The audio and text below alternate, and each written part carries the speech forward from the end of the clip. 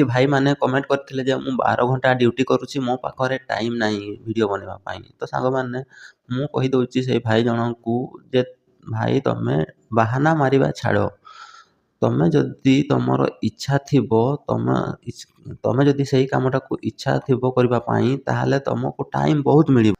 ଆଉ ଯଦି ତମକୁ ସେଇ କାମ କରିବା ପାଇଁ ଇଚ୍ଛା ନଥିବ, ତାହେଲେ ତମକୁ ଟାଇମ୍ ମିଳିବ ନାହିଁ। ମୁଁ କେମିତି ମୋର ଟାଇମ୍‌କୁ ମ୍ୟାନେଜ୍ କରେ। ତ ସାଙ୍ଗମାନେ ମୁଁ ବର୍ତ୍ତମାନ ଯାହାକି 8 ଘଣ୍ଟା ଡ୍ୟୁଟି କରେ। ଡ୍ୟୁଟି କରିକି ଆସିଲା ପରେ ମୁଁ ବର୍ତ୍ତମାନ ମୋ ରୁମ୍‌ରେ ଏକା ରୁହେ କି ନିଜେ ହିଁ ରୋଷେଇ କରିକି ଖାଇବା ପାଇଁ ପଡ଼େ। ମାନେ ଯାହାକି ମୋତେ ହିଁ ସବୁ କିଛି କରିବା ପାଇଁ ପଡ଼େ।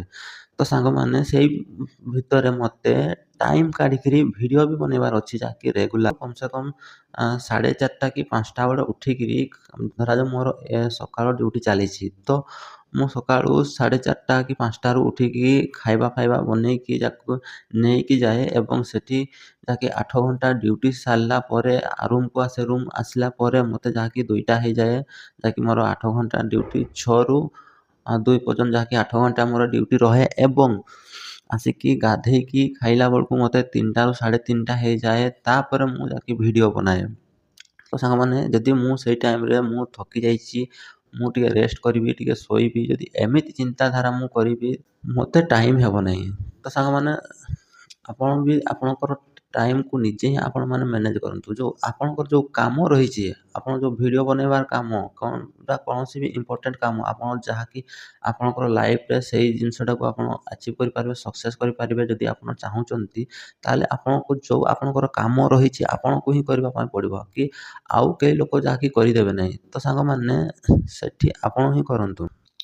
ଆପଣ ଯେଉଁ 24 ଘଣ୍ଟା ମଧ୍ୟରେ 12 ଘଣ୍ଟା ଯେଉଁ ଡ୍ୟୁଟି କରୁଛନ୍ତି, ହଁ ଆପଣ 12 ଘଣ୍ଟା ଡ୍ୟୁଟି କଲା ପରେ ଆପଣ ଆସିଲେ, ତ ଆପଣଙ୍କୁ 12 2 14 ଘଣ୍ଟା ହେଇଗଲା। ତ ଆପଣ ଭିଡ଼ିଓ ବନେଇବା ପାଇଁ କେତେ ସମୟ ଲାଗିବ?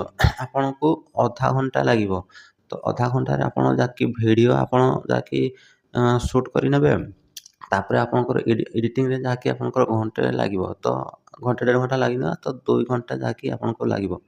ତ ଟୋଟାଲ୍ ଆପଣଙ୍କର ସେ 12 1 13 14 15 ଘଣ୍ଟା ରହୁଛି।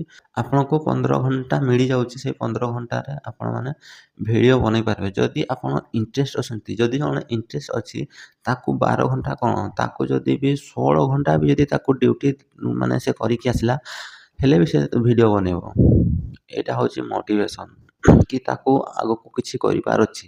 ମାନେ ଆପଣ ସୋସିଆଲ ମିଡ଼ିଆରେ ଯଦି କିଛି କରିବା ପାଇଁ ଚାହୁଁଛନ୍ତି, ଆପଣ 1 ବର୍ଷ କଣ୍ଟିନ୍ୟୁ ରେଗୁଲାର କନଷ୍ଟାଣ୍ଟଲି ଯାହାକି ଆପଣମାନେ ସୋସିଆଲ ମିଡ଼ିଆରେ କାମ କରନ୍ତୁ, ଦେଖିବେ ଆପଣଙ୍କର ଲାଇଫ୍ ଚେଞ୍ଜ ହେଇଯିବ। ଦେଖିଥିବେ ବହୁତ ଯାହାକି ୟୁଟ୍ୟୁବରମାନଙ୍କର ଯାହାକି ତାଙ୍କର ଲାଇଫ୍ କେମିତି ଥିଲା ଏବଂ ସେମାନେ ତାଙ୍କର ଚେଞ୍ଜ କରିକିରି ଲାଇଫ୍ କେମିତି ହେଇଛନ୍ତି।